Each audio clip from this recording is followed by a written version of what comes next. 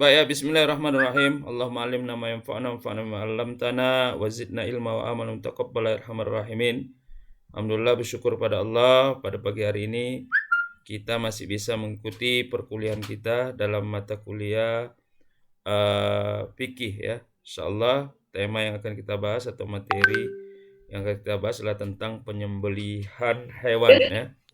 Penyembelihan hewan. Kita akan share screen.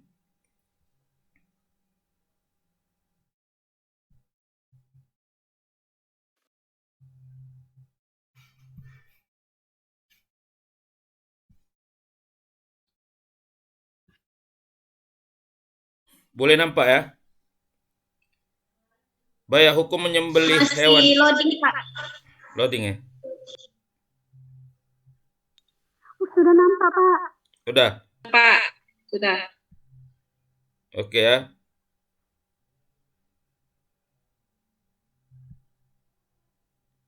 Ini hostnya nggak bisa dua. Karena ada yang minta admit masuk.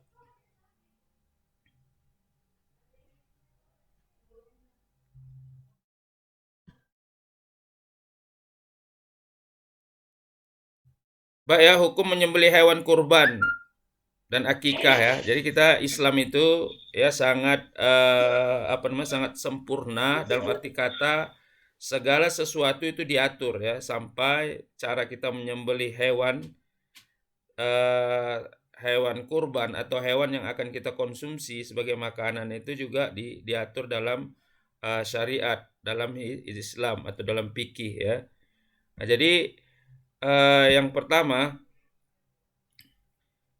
rukun penyembelihan ya. Jadi setiap menyembelih hewan atau menyembelih ternak yang akan kita konsumsi, baik dia bentuknya sebagai ibadah seperti kurban ataupun akikah, ataupun dia hanya sebatas untuk makanan ya, yang makan kita konsumsi sehari-hari, umpamanya menyembelih hewan ayam atau bebek atau kambing, lembu ya, atau unta kalau dapat ya. Nah, jadi diatur dalam arti kata rukun-rukunnya harus diperhatikan ya, karena ini menyangkut kehalalan ya apa yang kita makan. Ya, pertama rukun penyembelihan itu pertama tentu orang yang menyembelih ya. Orang yang menyembelih hewan itu ya harus ada, kemudian hewan yang disembelih, ketiga alat yang untuk menyembelih, pisau, parang atau apapun, yang penting dia alat-alat tajam. Nah, ini yang harus kita perhatikan dalam pembahasan fikih ya. Nah, jadi kalau umpamanya kita menemukan hewan yang istilahnya tidak disembelih tapi mati ya kan, nah itu tidak boleh dikonsumsi karena dia dianggap sudah jadi bangkai ya. Nah, dalam dalam ayat Al-Qur'an dijelaskan hurrimat alaikum maitatu waddamu walahmul khinzir ya kan, wa ma uhilla li ghairillah ya kan. Nah, jadi segala sesuatu yang dipotong tidak atas nama Allah juga itu tidak halal ya kan. Kemudian tadi kita sudah jelas ya, harus ada yang menyembelih ya. Kemudian ada hewan yang disembelih. Kemudian yang ketiga alat untuk menyembelih. Nah, sekarang kita masuk ke apa yang berikutnya ya, yaitu orang yang menyembelih itu dia ada syaratnya juga ya, ada syaratnya juga. Pertama dia harus Islam. Jadi kalau hewan yang disembelih orang yang bukan Islam, nah maka hewan itu atau ternak itu tidak halal lagi bagi kita ya kan.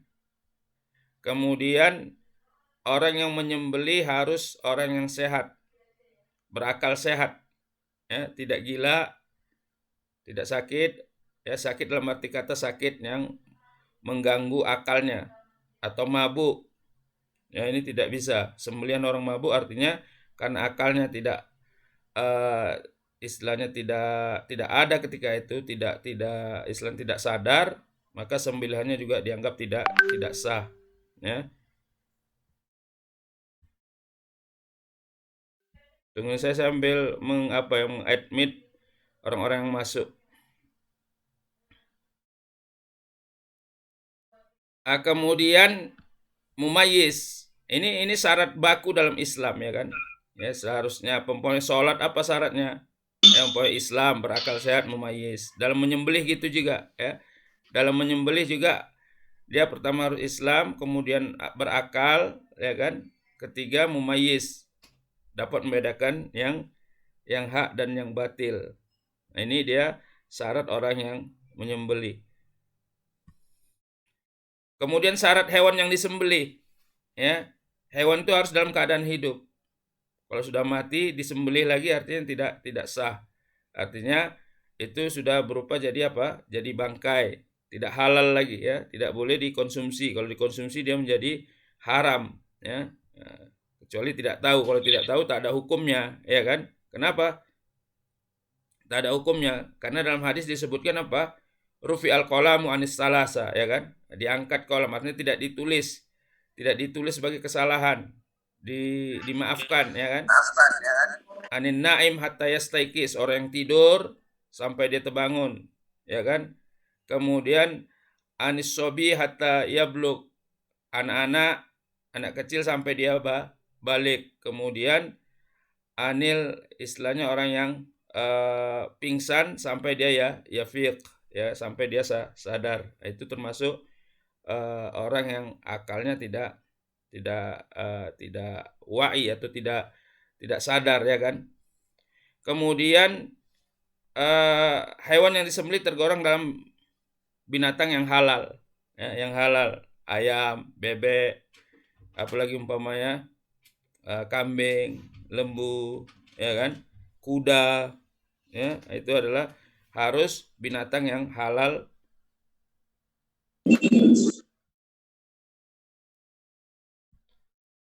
Kemudian syaratnya alat yang digunakan, ya. Jadi tadi kita sudah bicara tentang orang yang menyembelih, kemudian binatang yang disembelih, kemudian alat yang disembelih. Karena inilah dia rukun-rukun dalam penyembelihan hewan ternak yang akan kita konsumsi atau sebagai hewan yang kita apakan sebagai ibadah seperti kurban ataupun akikah, ya.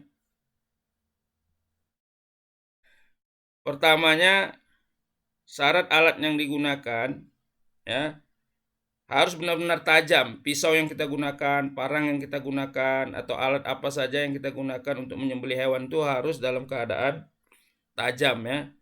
Harus dia. Kemudian tidak tumpul dan tidak runcing. Dia tidak boleh dicucukkan gitu ya. Dia harus disembelih, ya kan. Kemudian terbuat dari baja atau besi, batu boleh, ya, asal tajam. Bambu juga boleh asal tajam, ya kan. Kemudian tidak menyembelih menggunakan kuku atau gigi atau tulang, ya kan.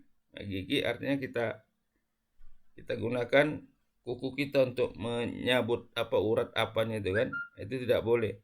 Ya, dia harus memenuhi syarat-syarat standar dalam fikih.